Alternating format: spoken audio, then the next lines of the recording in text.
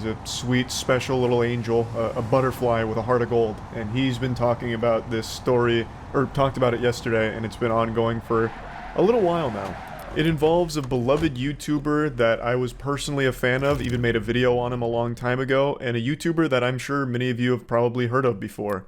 Feature Man. His channel used to have nearly 450,000 subscribers, but he's been losing a good handful of them now due to the story that's come out. And he's also deleted a ton of his videos. He's purged his whole channel, burnt down his own Library of Alexandria here, so a lot of his biggest content no longer exists, but you probably remember him from going viral a few times for how to eat a watermelon, for example, where he kind of became this wacky watermelon old guy.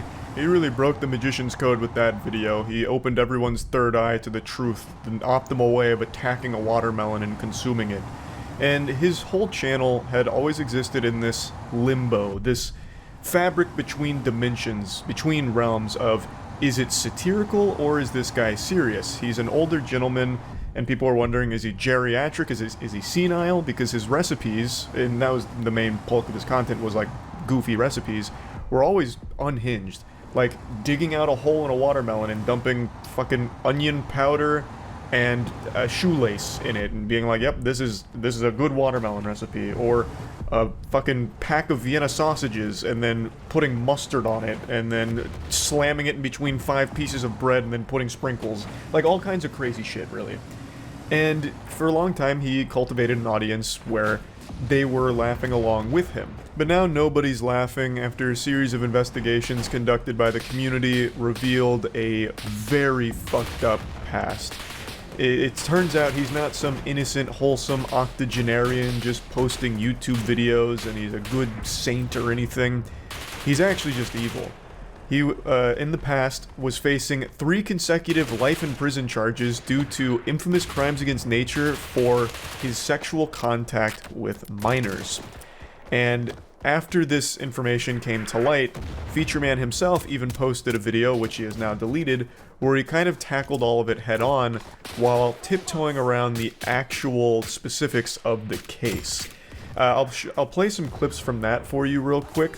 And I highly recommend watching Mudahar's video on this whole thing, because he goes very in-depth going through the actual court documents as well as the newspaper clippings that the community has all put together. I'm just going to be giving you like a general breakdown of this whole situation. It's fucking rough.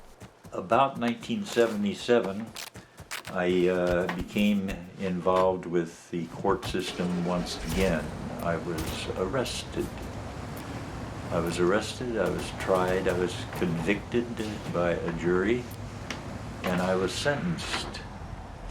And the sentence was life in prison. And the sentence was life in prison.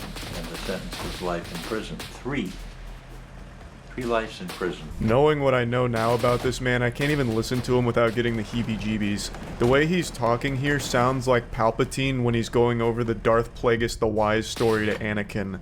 Many abilities deemed unnatural. Like, it's fucking terrifying, especially given what he has done. So, this is him kind of laying out the foundation that he received these 3 life in prison charges. And he maintains that it was a complete corrupt law. This infamous crimes against nature law for which he was tried and found guilty of was a whole bunch of baloney. It was all fucking dirty barnacles and foul play. The supposed victim, you know, it was never a minor, over 18, he makes sure to specify. And without getting into details, I will say that there was a trial, and the witness against me, and he was over 18 years of age, the witness against me admitted on the witness stand that he was lying. Darth Sidious is doing his best to placate and omit important details. He tries to talk about this infamous crimes against nature law as if the reason he fell victim to it is because it was just completely fucked up, right? So he's trying to say, like, back during the time that this happened, which was like 45 years ago now, this law was used as just like an anything goes. They were real loosey-goosey with it. If it wasn't a relationship between a man and a woman, they could slap you with the infamous crimes against nature law. And he tries to present this law as if it was this boogeyman that he himself was on the front lines of justice fighting against. He mentions multiple times that he helped have the law changed around. But he makes it sound like, you know, it was just completely a wild west of law enforcement here. You know, if you kissed your body pillow that had a waifu on it, you would have went right to jail under the infamous crimes against nature law. If you are a furry, they would have thrown you right in the slammer under this law, this and that. And he's trying to make it seem like because his situation wasn't a man and a woman, that's why he stood trial for his crimes. He fails to mention that even though it wasn't a man and a woman, that's not the problem. It was because it was him and a child. But he's trying to make it seem like it was because they didn't tolerate gay people, they were homophobic, and that's what the law was used to, that's why they used that law against him.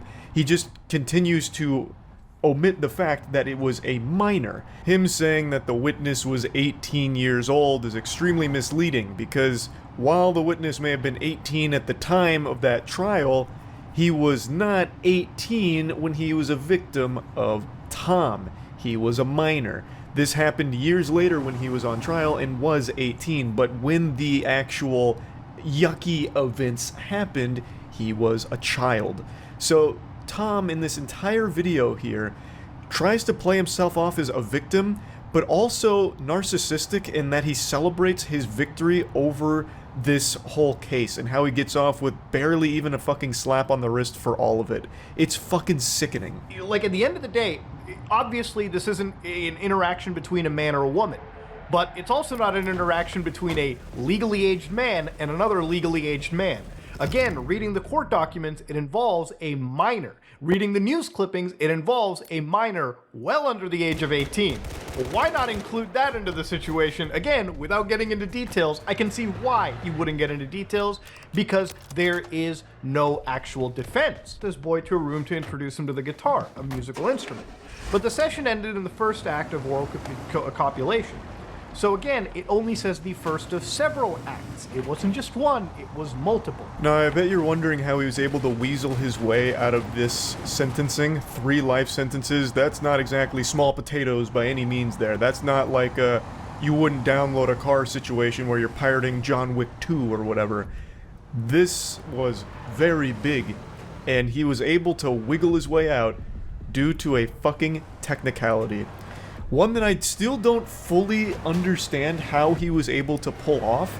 Even after watching Mudahar's video and reading into it myself, I still don't quite understand how he was able to get away with such a slap on the wrist in light of all of these charges in the sentencing. I'm still a little confuddled by that. So I encourage you to look into this case if you were once a fan of Feature Man as well. I'm not going to even bother trying to tackle exactly how the technicality works that got him out of this extreme sentence that he was facing. But one thing is very clear. Tom shows absolutely no remorse for any of this. He also seems to have a very favorable view of himself, where he's almost like a hero who fought against an archaic law that was used against him unjustly, while never revealing to his audience that the victims here were minors. He continues to skirt around that fact, and it's fucking gross. So yeah, like I mentioned, I did like Feature Man's content. I didn't watch like every single upload, but I did watch a good handful of them. Like I said, I even made a video on him a long time ago. And this was an absolutely wild development here. This would have been like learning Mr. Rogers was secretly selling heroin to kids. I just couldn't believe this when I saw Mudahar posted the video, and now I'm just disgusted by this guy. So, yeah, I just wanted to talk about it a little bit. That's about it. So, yep.